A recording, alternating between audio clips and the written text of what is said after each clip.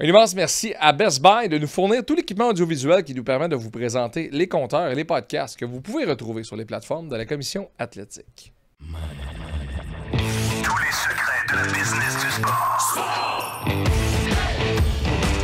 Les compteurs avec Max Lalonde et Sacha Gavami. Épisode numéro 9 des compteurs se sont débrouillés sans moi la semaine dernière. Sacha Gavami, Alex Panton. Salut les boys. Salut. Salut.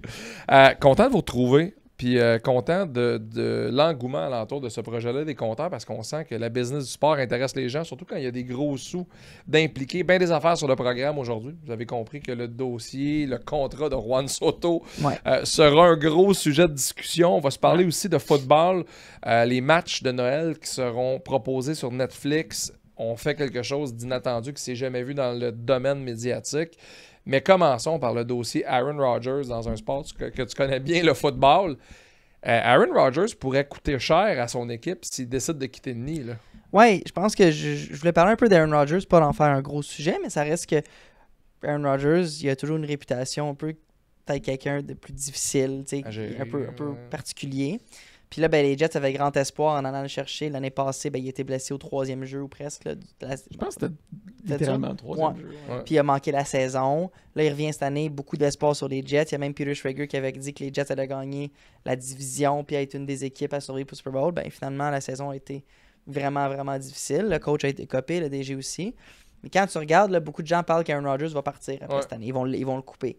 Mais juste de comprendre les structures de contrat NFL, si Aaron Rodgers quitte, il le libère après cette saison, là, donc avant la saison 2025, ça va être 49 millions de dollars qui va s'appliquer sur leur masse salariale aux Jets. Parce que c'est ça, il y a un plafond salarial dans la NFL. Il y a un plafond salarial. Puis il y a des stratagèmes qui te permettent de différer du cash, dans le fond. Dans le fond, comment ça fonctionne, c'est que un bonus à la signature dans la NFL, tu peux amortir le montant du bonus de signature sur la durée du contrat. Okay. Mais pour un maximum de 5 ans. OK? Okay. Donc, dans le cas d'Aaron Rodgers, en 2023, il avait signé un contrat de 3 ans. Mais pour aider sur la masse, ce que les Jets ont fait, ils ont ajouté ce qu'on appelle des void years. Les années 4 et 5. Les années 4 et 5 sont sur papier, mais ils deviennent automatiquement annulés à une certaine date. Fait que tu peux pas t'en sortir. Okay. Fait que ce que ça fait, c'est qu'au lieu d'amortir le bonus à la signature sur 3 ans, il est amorti sur 5 ans. Mais quand tu libères un joueur, mettons qu'après l'année 2, tu libères un joueur, les années 3, 4, 5, l'amortissement qui reste devient appliqué sur ta masse salariale de cette saison-là où que tu le libères. Dans le cas des Jets, en 2025. Il existe une manière, si tu l'appliques, qu'on appelle un post-June 1 release. Okay? Une libération après le 1er juin. Ouais. Tu as le droit de répartir ces 49 millions-là sur 2025 et 2026. Fait que tout dépend d'à quel point tu veux pelleter par en avant. Ouais. OK? Mais ils vont quand même... c'est de l'argent qu'ils auraient déjà payé, right? C'est déjà payé. C'est déjà sorti. Payé. C'est pas cash, là. Ils ne payent pas. Fait que l'impact est purement mathématique sur le plafond salarial. Exact. Après ça, il y a une question d'argent garanti. Il y a peut-être une portion de ça que c'est de l'argent garanti qu'ils lui doivent et tout. Puis ça devient... Il faut que ça sorte du compte. Mais tu sais, c'est pour ça qu'il y a des équipes dans la NFL... Mettons les Bucks pre-Brady. Fait que quand Anthony jouait là, la façon qu'ils structuraient leur contrat, ils ne donnaient aucun bonus à la signature. Parce qu'eux autres voulaient que l'argent qu'ils dépensaient soit égal à l'argent sur la masse. Mais en pratico-pratique, ça en est au même. Fait que tu signes un contrat, exemple 5 millions, mais tu as 1 million de bonus à la signature. C'est pas compter un bonus à la signature. Ce qu'ils vont faire, ils vont appeler ça un roster bonus. Un bonus si tu fais partie de l'alignement. Mais c'est comme 3 jours après que tu aies signé. Fait que si tu signes le 1er avril, ils disent si t'es sur l'alignement le 4 avril, on va te payer bonus. Fait que c'est pas à la signature, c'est si d'être dans l'équipe. Fait que c'est une façon pour les équipes de contourner ça pour pas l'étaler s'ils veulent. Mais après ça, en l'amortissant, tu gagnes la masse, tu gagnes l'espace sur la masse salariale. Oui, puis si je comprends bien, là, on en avait parlé l'autre fois, c'est que si le joueur re-signe, tu peux continuellement pelleter cette espèce de boulet-là, mais qui est dans les faits, c'est moins l'impact financier du propriétaire ou de l'organisation qui doit verser le montant, mais bien l'impact, la limite que ça a. Parce que on s'entend, là, 50 millions, c'est quoi le salary cap dans la... Ah, il va monter, on va être à 250, je pense. Là, OK, le salary mais cap. Ça s'en vient, mais quand même, pense-y. Mais c'est beaucoup, là. C'est quand même, c'est 20% de ta masse. T'sais. Pour mais un là, gars on en qui est joue plus vraiment pour toi. là, dans le dossier d'Aaron Rodgers. Là, ça va mal à ce point-là. Ouais, ben, je veux dire, tu vois, en 2024, c'était 255 millions la masse salariale. Mais oui, ça va mal. Ouais, c'est ça. Puis, en plus, je lisais une couple d'articles qui expliquaient que Aaron Rodgers, c'était vraiment important pour lui de jouer toute la saison pour ses coéquipiers puis en tant que leader. Mais il est magané, là. Il a eu toutes sortes de blessures aussi. Il ne performe pas tant que ça. Ses statistiques sont difficiles. Là, il a l'air difficile aussi dans le vestiaire. Il a l'air difficile comme coéquipier. Puis c'est un, high profile management. Là. Il y a un documentaire sur lui sur Netflix. Là. Le gars a comme recours à plein de traitements ésotériques. Là, puis tu sais, je pense qu'il y a une séquence dans une semaine qui a ressorti un peu sa personnalité. Ouais. Il y a un match où est-ce que... Moi, je l'ai dit ouvertement, mais j'ai grandi étant un grand fan des Chargers. J'ai suivi les Chargers depuis que je suis très jeune. Fait que j'aime beaucoup les Chargers comme fan. Malgré le déménagement? Oui, ça m'a pas... C'était plus l'équipe. Ils ont fait 3 heures de chance. C'est ça. Pas super. Et il y a une semaine que Aaron Rodgers a lancé une passe qui était pas super, mais que Mike Williams avait mal jugé, qui a fini en interception. Puis après le match, Aaron Rodgers avait ouvertement critiqué Mike Williams. Wow. OK? Comme dans le presser d'après le match.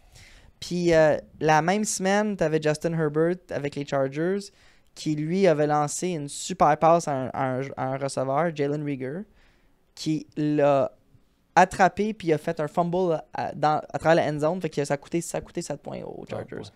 Puis après, ils ont perdu le match par comme 3. Fait que ça a eu un impact.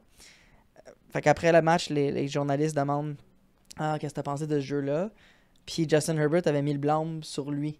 Il disait hey, « J'ai pas lancé une assez bonne balle. » Alors que tout le monde voyait bien que c'est une passe parfaite. Mais fait que les gens commentaient, disaient « Quelle différence de leadership entre un QB d'une équipe qui dit ouvertement c'est la faute de mon receveur, puis l'autre qui lance une balle parfaite qui dit hey, c'est de ma faute, puis tu sais quoi, je vais retourner, je vais lui repasser le ballon dans l'avenir, puis il va là. Mais tu sais, Green Bay a fait toutes sortes de demandes comme des droits, un regard sur le droit de gestion, sur les choix des coéquipiers, toutes ces patentes-là. Écoute, le gars s'en va au Hall of Fame, là, pas mal sûr. Là, puis, en fait, sûr. Puis, mais ça n'a pas l'air... ça n'a pas l'air facile. Ça va vraiment être une carrière qui va finir en queue de poisson. C'est dommage. Ça s'est comme empiré avec le temps. Puis moi, je veux dire une chose qu'on n'a pas vraiment parlé, mais quand les Packers ont repêché Jordan Love, c'était les critiques partout. Qu'est-ce qu'ils font? Donner des receveurs à Rodgers, vous donnez pas de receveurs. Puis peut-être ça leur a aidé d'avoir des receveurs meilleurs. Mais ils sont tous contents d'avoir repêché Love puis que de la transition de Rodgers... Ça soit fait aussi smooth, tu sais. Fait que, non, c'est juste, je voulais juste parler de l'effet, des fois, de le gros agent libre dans la NFL, puis ça va venir sur Soto après, tu sais, on va parler de ça, mais le gros agent libre qui te coûte cher sa masse, puis après ça, t'es un peu pris, ben, ça te coûte 20% de ta masse. 20% de ta masse pour avoir un gars qui est assis. Un gars qui est plus dans la ligne. Ouais. Ou qui joue peut-être quelqu'un d'autre. Ouais, exact.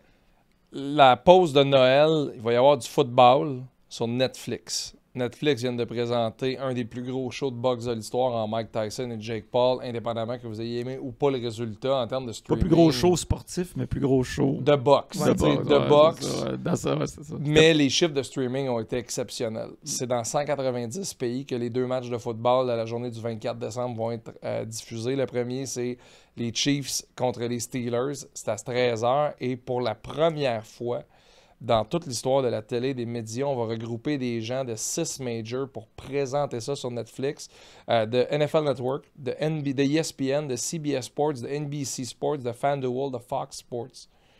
On prend les meilleurs analystes, on prend les meilleurs descripteurs, on les met ensemble, on les met sur les lignes de côté, on les met dans les studios satellites. Drew Brees va être là, Robert Griffin III va être là, Manti Te'o va être là, les All-Stars de chacun des réseaux vont être là. C'est comme si le Canadien de Montréal jouait un Winter Classic à Montréal contre les Maple Leafs de Toronto, que c'est Amazon qui avait les droits, que tu as Pierrot dans la description, que tu as Renaud Lavoie entre les 2 bancs, que tu as des gars de la presse, que tu as des gars de BPM.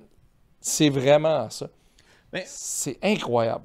Ben, honnêtement, tu sais, quand j'ai entendu parler de ça, je me suis mis à réfléchir, tu sais, évidemment, comme un gars de médias. Ben oui. Puis je me suis de me mettre dans les souliers, justement, d'un des diffuseurs. C'est comme vraiment aller collaborer avec ton ennemi, là, tu sais, keep your enemies closer un peu. Mais en même temps, l'argent qu'ils mettent derrière, là, je pense qu'on va avoir Beyoncé au halftime aussi. Dans le deuxième match, Bon, fait que tu sais, ils vont mettre tellement d'argent derrière. Fait que moi, si je vois que mes compétiteurs commencent à embarquer dans l'aventure, je vois ce qui s'est passé avec Jake Paul et Tyson. Je me dis, t'as une minute, j'ai peut-être une opportunité de faire voir mon équipe, puis de mettre en valeur mes gars. Puis je les assois dans le bureau, puis je leur dis, time to shine. C'est ça. You're gonna get paid. Je te laisse aller faire de quoi, parce que certainement, les contrats de ces gars-là leur permettaient pas de faire ça. Là. Mais non, c'est sûr, parce qu'on protège les mains, c'est sûr. Ça a pris une permission spéciale du boss. Je sais pas, là. On dit en parler à Donald Trump ou quelqu'un, ça se rend de même. Mais à bien y penser, c'est le genre d'affaire que s'il y en a un ou deux qui embarquent, les autres n'ont pas le choix de suivre, parce que la vitrine va être incroyable. Est-ce que... c'est une question pour le gars de médias. Mais c'est drôle parce que c'est dans la nouvelle vague des dirigeants. Puis ma question s'adresse peut-être aux anciens dirigeants que tu as côtoyés. Mais il y a eu une époque dans les médias où on voulait pas que l'animateur ou la personnalité devienne plus grosse que la station. Aujourd'hui, ça peut plus être ça. Plus avec des Pat McAfee, plus avec des gars comme ça. C'est la bonne chose à faire d'aller leur donner du star power dans un projet comme celui-là pour après ça, quand ils reviennent chez vous, que tu espères qu'ils draguent du monde un peu. Pour moi, là, tu sais, je fais... En fait, en business, peu importe la business, on fait souvent des métaphores sportives, right? Puis le monde aime ça faire ça, puis c'est très imagé, puis on peut parler de teamwork, de coéquipier, de travailler fort, puis etc. Puis, en business, de façon générale, il y a beaucoup de métaphores sportives, mais vu que nous, on travaille dans le sport pour vrai, je pense qu'on a plus le droit, nous autres, de faire des métaphores sportives. mais pour vrai... Moi, une ligue qui a fait un travail incroyable dans les dernières années, c'est la NBA. Oui. Puis eux, ils ont vraiment décidé que les stars, c'était les joueurs. Ouais. Ils ont vraiment décidé ça. Puis c'est un choix conscient. Le commissaire en a parlé, que ça fait vraiment partie de leur stratégie. Et puis honnêtement, une ligue en santé, c'est une ligue qui est compétitive, c'est une ligue qui a des stars. Puis je pense que aussi avec les médias tels qu'on les connaît maintenant, les médias sociaux et tout ça, c'est plus que des PME. Là, j'allais dire c'est des PME en soi, mais c'est vraiment des business à proprement dit. Fait que pour revenir à ta question, oui, moi j'adhère à cette philosophie-là. C'est-à-dire que si la personnalité qui collabore avec nous a une notoriété, a une crédibilité, a un following, nous, ce qu'on essaie de faire, c'est de travailler ensemble pour nourrir ce following-là, mais de manière mutuelle. Puis je pense que cette approche-là a fait en sorte que ça devient un peu plus un cercle vertueux, puis tout le monde y trouve son compte. Puis la réalité, c'est que cet événement-là aurait eu lieu. Tu sais, mettons, CBS dit « Je veux pas envoyer mes gens ». J'embarque pas. Elle va avoir lieu pareil. Pas de problème. Fait que le train, il passe. Soit que t'embarques, soit t'embarques pas. Tu sais, à un moment donné, c'est ça l'effet que ça va créer. Moi, ce qui me fascine de tout ce dossier-là, le côté média, mais je sais pas c'est comment, en ce moment, dans les coulisses de la NBA. Qu'est-ce que tu veux dire? Ben, depuis longtemps, le Noël, c'était réservé pour la NBA. Ouais, je comprends. Et là, tout d'un coup, t'as la grosse machine NFL qui arrive avec deux matchs. Ils vont leur manger la laine. Ils vont manger la laine sur le dos. Tu viens de regarder, il y a 3 matchs NBA, je pense, prévus le 25. Moi, comme fan de sport, le 25, après avoir déballé les cadeaux, le brunch, tout ça, le petit downtime, on écoutait de la NBA. Tu sais, voir, c'était cool, le Noël. Mais là, il mettait tout le temps les bons match-ups, là, LeBron était là, c'était les grosses équipes de faire. Tu sais, t'as Mavericks, T-Wolves cette année. Tu sais, t'as quand même des bons matchs, mais y a-tu une guéguerre un peu qui s'installe entre NFL et NBA? NBA veut agrandir le marché international, NFL aussi, NFL va sur le 26, parce qu'ils ont le pouvoir. Comme, moi, je sens un peu ça. Je vois un peu l'espèce d'effet de vouloir dominer le marché. Puis en tant qu'agent de joueur, là, sur le plancher des vaches, les joueurs, est-ce que ça les écœure de jouer à Noël? Tu sais, mettons, là, t'as 4 clubs, là, c'est 32, là, puis là, tu reçois ta convocation, tu reçois l'horaire. Le Raven Texans, 4h30, il faut que je joue le 20. C'est dans le quotidien, je sais pas. Non, ça n'a jamais été vraiment un... À la limite, quand tu joues le 25, tu sais que le lendemain, t'as congé. T'as comme des avantages aussi. Moi, on m'a expliqué que la période de temps des fêtes, c'est pas une période de congé, anyway. Non, c'est ça. Tu t'en vas pas dans le sud avec ta femme, anyways. Fait que tu joues le 25 ou que tu joues le 26, sais, moi, honnêtement, j'ai fait un party de Noël en fin de semaine passée. Là. Non, quand les horaires fonctionnent, ils fonctionnent. Non, Fait c'est ça. peu, là. Juste pour terminer là-dessus rapidement, là, c'est CBS Sports qui va produire le match. NFL Media va produire le pre-game, le post-game, le halftime studio show. Tout ça, ça sera présenté à 293 millions d'abonnés dans 190 pays. Et Netflix ont émis un communiqué. Ils assurent qu'ils travaillent sur la qualité du stream pour ne plus revivre ce qu'on a vécu dans Jake Paul, Mike Tyson, parce que même eux se sont fait prendre les culottes à terre. Et ça, j'ai vu le meilleur meme depuis longtemps. Tu sais, t'as comme... t'as Bruce Buffer, qui est le gars qui dit Let's get ready to rumble. T'as l'autre de la UFC qui dit It's time. Son nom de famille, c'est Buffer aussi. Là. Fait en gros, là, le meme, c'était t'avais Buffer pour la boxe, Buffer pour le UFC, puis tu savais, si t'avais le logo de Netflix, c'était écrit Buffering. Ah, ça, c'est bon. C'est ça. C'est bon. Max, vas-y. Max, excuse, je sais que j'avais champ gauche, là, mais il y a un sujet que j'aimerais qu'on parle rapidement, parce que je l'ai vu ce matin. J'ai vu un clip d'un podcast, je pense, américain, qui est là, on va aller dans le hockey. Le gars ouvertement critiquait Alexis Lafrenière. Ah, oui. Et critiquait Alexis Lafrenière d'avoir signé son contrat ou quand il l'a signé. Parce que selon lui, il a même, écoute, il était, moi je trouve, en tout cas mon opinion, je vais vous la partager après, mais il était quand même intense sur Alexis Lafrenière. Ça n'a pas d'allure qu'il a fait ça. Puis ça montre qu'il n'avait pas confiance en lui parce qu'il s'enligne pour une saison 90 points. Puis s'il avait juste attendu ou s'il avait signé un bridge, il aurait signé un bien plus gros contrat. Surtout avec les contrats qu'on voit qui vont en progression avec le nouveau deal télé qui embarque. S'en vient, oui. Puis j'aurais voulu vous en parler parce que ça m'a interpellé ce matin en me réveillant. Je scrollais comme plein de gens font. Puis j'étais, hey, OK.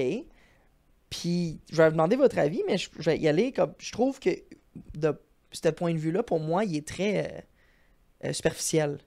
Ouais. Parce que je pense que quand tu analyses des contrats, puis ça, on a souvent tendance à le faire. T'sais, on analyse un contrat, puis hey, il joue bien mieux que son contrat ou il joue bien moins bien que son contrat.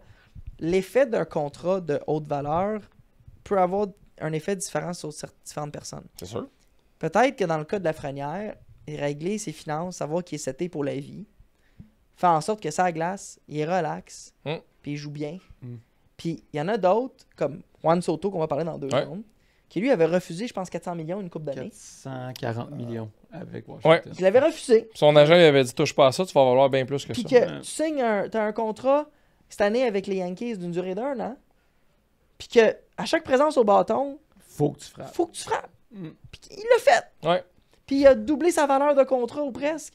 Fait que je voulais juste avoir votre avis parce que je trouve que de juger un contrat en disant les joueurs auraient performé de la même manière s'il n'avait pas signé ou s'il avait signé, c'est tellement pas une bonne approche d'analyse. Le contre-argument à Lafrenière, pour moi, c'est Juraj Slafkovský cette saison. T'sais, il a son contrat. L'argent est là, il l'a dans ses poches. Très similaire. Très, très similaire. Puis présentement, il livre pas. Fait que est-ce qu'il livre pas parce que c'est la gang de la deuxième année? Est-ce qu'il livre pas parce que là, c'est fait, c'est réglé, j'ai mon contrat? Est-ce que... Moi, je refuse de croire qu'un athlète professionnel... Ça me rentre pas dans la tête qu'un athlète professionnel fasse « C'est signé, on est correct! » Regarde, moi, fait couple d'affaires.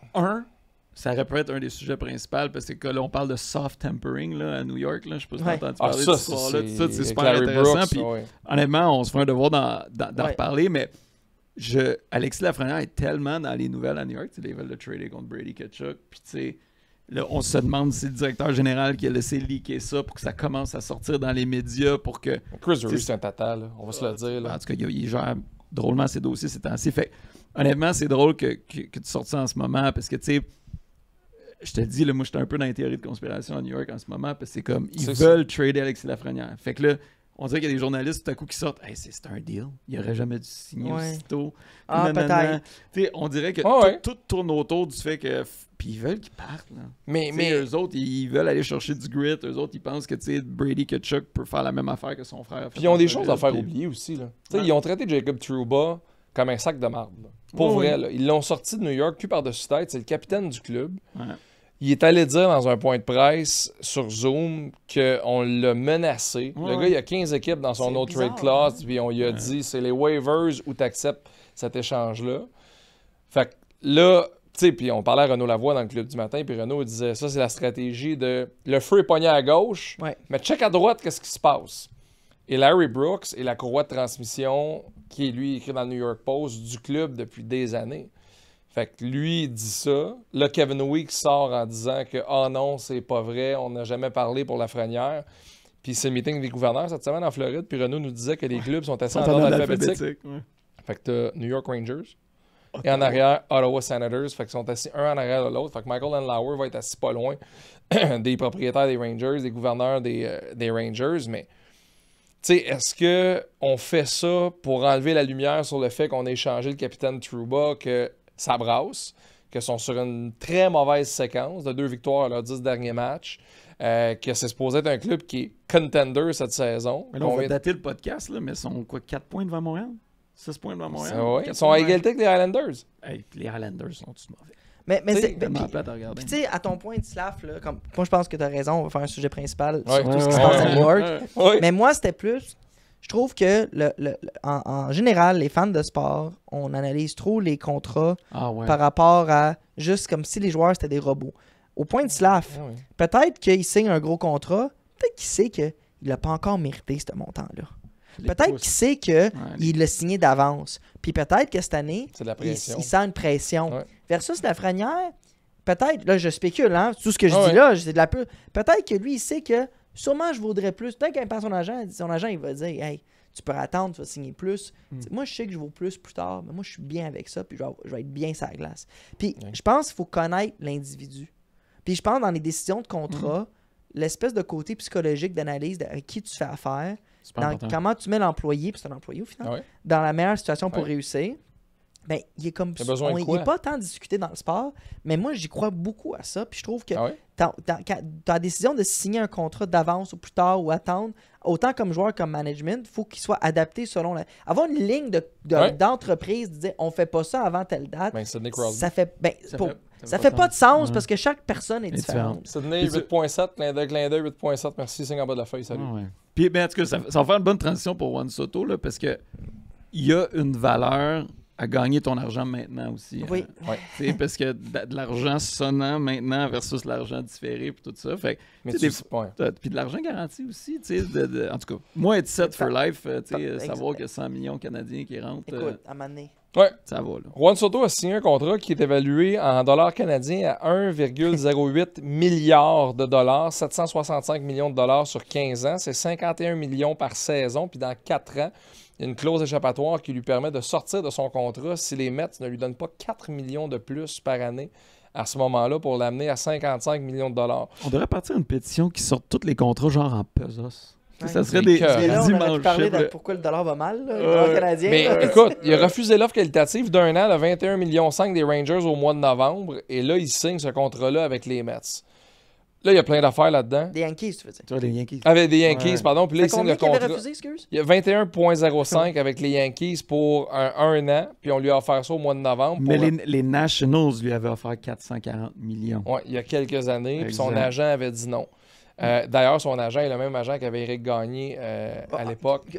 Parenthèse, l'agent de beaucoup de joueurs, Scott Boras. Scott Boras. Énorme. En fait, c'est l'homme le plus puissant. Genre, tu regardes ses chiffres under contract. Là. Mais là, il y a plein d'affaires que je veux qu'on aborde. Là. Moi, j'ai vu beaucoup ça passer sur la messagerie texte. Je l'ai vu beaucoup sur Twitter. Il y a bien des gens que ça écœure présentement puis qui disent même avoir décroché du baseball parce qu'on est en train de faire une Super League à 5 ou 6 clubs avec tous des clubs-écoles en dessous. Comment veux-tu que les Reds de Cincinnati compétitionnent? Comment veux-tu que les Brewers de Milwaukee compétitionnent? Les D-backs de l'Arizona? Puis les propriétaires dans le baseball majeur regardent le propriétaire des Mets arriver avec ses grands sabots puis ils font comme ça. Aucun bon sens. Regarde, moi, je pense que le contrat comme tel, là, je pense que tu l'as bien expliqué. Je pense que le seul élément, je pense, qui restait, c'est de dire que c'était un contrat de 15 ans. Ouais. Fait que, honnêtement, le montant par année, c'est 51 millions, là, je pense. Fait que c'est un gros montant qui est techniquement plus petit que celui qu'Otani reçoit sur une base annuelle, parce qu'Otani, c'est un deal de 700 millions sur 10 ans. Ouais. Lui, c'est sur 15 ans. Puis effectivement, lui, il a le choix de partir ou que son salaire bump de 4 millions par année à partir de 2029, je pense. Non, à suivre. Fait que à ta question, Max, de savoir si on est vraiment en train de créer une ligue de 5 équipes, tu sais, le baseball majeur a fait un choix. Ils sont allés avec une taxe de luxe, on en a parlé dans un autre épisode. À partir de 200... à partir de 230-ish millions. Une pièce pour une pièce. Ben, c'est gradé dépendamment, ça fait combien d'années que tu dépasses. Mais cet argent-là est redistribué aux équipes. Fait que ça l'augmente les moyens des autres équipes. Ouais. Bon. Première des choses. Deuxième des choses, on sait que c'est pas un gage de succès, les super équipes. Bon, là, les Dodgers nous ont fait mentir cette année. Ils sont devenus les méchants. Puis, honnêtement, avec l'équivalent d'une rotation de partant complète sur la liste des blessés, ils ont quand même gagné la Série mondiale. Là. Fait qu'au moins, les Dodgers vont avoir un peu plus de compétition cette année, quand même gagner la Série mondiale en 5 matchs contre les Yankees, qui avaient d'ailleurs Juan Soto dans leur alignement et Aaron Judge. Qui n'a pas fait grand-chose en série. Ça, t'as raison. Fait que, écoute, pour moi, je trouve que le baseball majeur, c'est un de ses défauts qu'on est capable de créer des super équipes. Mais honnêtement, moi, dans la NHL, plus capable les reconstructions, même. L'espèce de tanking, puis de tout ça, tu sais, là, OK, puis il n'y a aucun de ces deux systèmes-là qui est parfait, là. Non. Mais entre que ton... Tu sais, Buffalo n'a pas fait les séries, ça fait 13 ans. Ouais. Je suis désolé, là, mais à un moment donné, là, puis combien de premiers choix que tu as eu?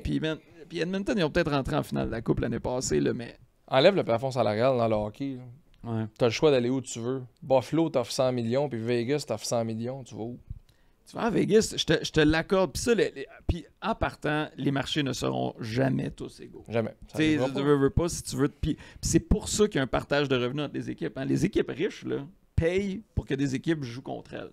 Le Canadien de Montréal, là, quand tu achètes un hot dog, là, Columbus a des sous. Là. Ah oui? Fait que soyons clairs, là, ça, c'est ancré dans le sport professionnel. Si tu veux avoir une trentaine d'équipes en Amérique du Nord, tu dois partager tes revenus. Ça fonctionne pas. Ça fonctionne pas. Exact. Premièrement, là, je veux dire, Juan Soto, chapeau. Chapeau à Juan Soto dans tout ce qu'il a pris comme risque, comme choix, de se retrouver dans cette situation-là. Non, mais... Oui, la chapeau. réalité, c'est que c'est pas lui qui décide que les propriétaires ont autant d'argent, puis que la Ligue fait autant d'argent, puis que les équipes ont autant d'argent. Don't hate the player, hate the game. À un moment donné, c'est ça. Il embarque dans le game, puis il avait le choix de prendre 400 quelques millions avec les Nationals. Il a pris un gamble. Je pense pas qu'il y a grand monde ici qui aurait gamblé 400 millions de dollars. Puis il est arrivé, puis il a dit, je vais bêter sur moi-même, faire un one year avec les Yankees, puis je vais y aller. Mais je pense que ce qu'on voit, et mon point de vue, puis pourquoi là tu as dit, on a eu la masse salariale, tu veux jouer à Buffalo, mais je reviens à la NFL. La NFL a un plafond salarial qui est strict. Ouais. Strict. Mais c'est drôle, il y a une parité quand même. Oui, il y a des équipes faibles. Mais pourquoi est-ce qu'il y a quand même un renouveau? Les Texans ont été mauvais pendant quelques années. Tout d'un coup, gagnent la division, sont rendus contender. Buffalo, Josh Allen arrive, sont rendus... C'est que le repêchage de la NFL, c'est carrément un deuxième marché de joueurs autonomes. Ouais. Versus... Parce que les gars, ils arrivent puis ils jouent. Ils jouent. Ouais, Versus au baseball puis au hockey. Ouais. Tu repêches pour peut-être. Au foot, le peut-être, tu le sais dans 2 ans. Il y a genre 200 rondes au draft du Major League Baseball. C'est énorme. Non, ça finit plus. Ça finit plus. Tu peux aller, il y a des joueurs qui sont comme hors du marché du repêchage. Mais ils vont faire ça au hasard. Là. Non, mais tu peux aller signer des joueurs cubains à 14 ans. Là. Ah oui? Ah oui, c'est ça. Fait que c'est le Far West, la balle. On est ailleurs. Ouais. Fait que tant et aussi longtemps que les ligues qu'on parle, comme le hockey, le baseball, auront des repêchages qui est tellement un crapshoot, excusez l'anglicisme, puis c'est comme, tu t'essaies puis tu vois ce qui arrive. C'est sûr que des exemples comme les Sabres de Buffalo, même les Oilers d'Edmonton pendant longtemps, vont exister. Puis au baseball, c'est comme le sport où est-ce que tu dis, je peux me sortir du trouble si j'ai de l'argent. L'envers de la médaille, c'est les équipes à bas marché. À bas marché. Les Pirates de Pittsburgh, là. Tu sais, Paskins va valoir combien, là? Puis est-ce qu'ils vont le garder? Mais non, les Pirates ils ont toujours eu ça comme mentalité. Ils ne dépensent pas. T'es le club école du reste. Fait que moi, j'ai hâte de voir ce que l'impact... Parce qu'il y a 2 façons que ça peut aller, Soto. Puis Ohtani, ça semble aller en faveur de continuer je veux qu'on revienne parce que je veux vous parler d'Ohtani. Mais il y a 2 façons que ça va arriver. Parce que rappelons-nous, là, on recule les années. Le premier contrat comme ça dans le sport qui a fait changer Rodriguez? C'était A-Rod. C'est A-Rod. C'était A-Rod. 250 250 millions pendant 10 ans avec les Rangers. Fait que, mais ça n'a pas marché. Ça n'a pas eu l'effet escompté. Et ça l'a mis les Rangers dans le trouble. Et ce qui arrive après, c'est que les autres propriétaires disent, ben là, ça n'a pas marché, on répétera pas ça. Mais si Ohtani, Soto, ça marche, ça va continuer à... Fait que l'idée que le trend qui s'établit va se continuer seulement si les résultats sont à l'appui. Ouais, c'est ça l'affaire. Regarde, moi, c'est drôle, là, parce que j'aurais pas pensé dire ça il y a un an, mais c'était moins d'un an, là, mais après ce deal-là, on dirait que le deal de Ohtani... C'est pas un bon deal. Ben, pour Ohtani, Ouais. mais pour les Dodgers, c'est quasiment un aubaine. Ah. Quasiment. On jase, là. Ah oui, ils font Parce que tellement d'argent. pensons-y, OK, lui, son argent, là, on en a parlé là, à nauséam, là, il fait 2 millions par année, lui, en ce moment. Hein. Ouais. C'est 760 millions de son contrat qui est différé, fait qu'il est payé sur une période de 20 ans. Fait que si on actualise la valeur de son argent, parce qu'on s'entend, là, recevoir 68 millions par année dans 19 ans, ça n'a pas la même valeur que de le Mais recevoir non, aujourd'hui. c'est pas le même, mais non. Fait que techniquement, Ohtani, là, son contrat, là, si tu l'actualises au dollar aujourd'hui versus les projections tu sais, avec l'inflation, etc., c'est un contrat de 460 millions. Fait que c'est quasiment à moitié, là, en partant. Après ça, Ohtani, le chandail le plus vendu de Major League Baseball, c'est celui d'Ohtani. D'ailleurs, celui d'Ohtani, écrit en japonais, là, c'est malade. Je le veux, ce chandail-là, en passant. Là, si vous me demandez quoi m'acheter à Noël. Fait que le fait que Ohtani, son cash soit différé, ça vient essentiellement de baisser la valeur réelle de son contrat. C'est sûr. Fait que Soto, là, il vient de signer un deal incroyable. Il n'y a pas une scène. C'est un joueur de une position. Puis ça c'est fou. Il va jouer DH, oublie position. Il va même pas attraper le c'est ballon. ça Il va jouer DH. Ouais. Fait que, attends, il n'y a aucun cash différé. Si le marché change dans les 4 prochaines années avec des contrats télé, avec les nouveaux médias, etc., Ouais. il peut s'en sortir. Tu sais, si mettons là, les salaires réexplosent, il peut dire, hey, you know what, je viens de le refaire. Fait que pendant ce temps-là, fait que si on fait le petit calcul là, super rapide, là, fait que tu sais, Juan Soto, lui, là, c'est 765 millions sonnants, son contrat. Il va l'avoir. Okay? Puis si il change pas avec l'augmentation de 4 millions, il va faire plus de 800 millions. Ohtani, c'est 460 millions la valeur réelle. Il y a une différence de plus de 300 millions entre ces deux gars-là. Le plus haut salarié de la NBA, le plus grand contrat jamais signé, c'est Jason Tatum, 315 millions. Fait que la différence entre les deux, c'est un Jason Tatum. Pensez-y, là. Puis écoute... La différence entre les deux... Puis tantôt, j'ai réagi vite, j'ai dit c'est pas un bon contrat, on s'entend, Ohtani, il fait son argent, mais comparé à Soto, c'est même pas comparable. Point intéressant, puis je sais pas à quel point ça a joué. Dans les deux cas, les joueurs ont signé des énormes contrats avec une équipe haute, mais dans la même ville. Ouais.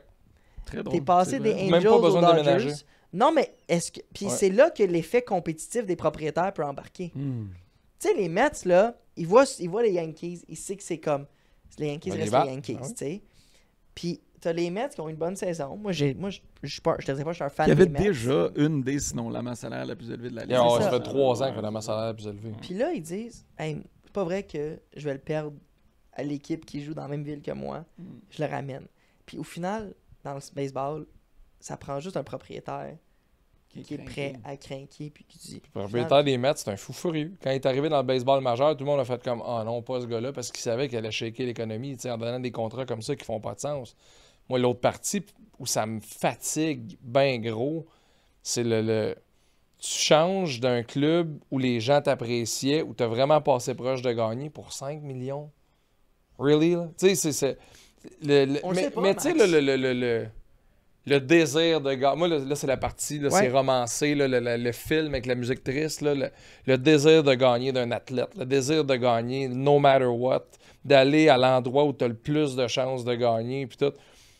Peut-être qu'il s'est dit aussi, il est allé dans le magasin de l'équipe, puis... Parce que moi, mettons, là, je m'en vais voir les Yankees, là.